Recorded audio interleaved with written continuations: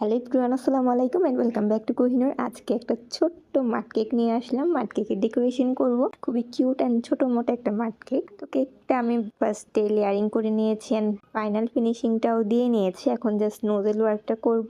এখানে আমি একদম স্মলেস্ট সাইজের যে স্টার নোজেলটা আছে, যেটা আমরা বর্ডারের জন্য ইউজ করে থাকি, ওইটা ইউজ করছি। মাড কেকের অর্ডার নিতে গেলে আমি প্রতিবারই কিছু জিনিস ফেস করি, যে কাস্টমাররা যখন অর্ডার করতে আসে তখন ওনারা চান 500, 600 কিংবা 800 টাকার মধ্যে একটা মাড কেক হবে। বাট একটা মাড কেকে যে পরিমাণ চকলেট ইউজ হয়, বাটার ইউজ হয়, মাড কেক কিন্তু এত কম প্রাইসের মধ্যে পসিবল না।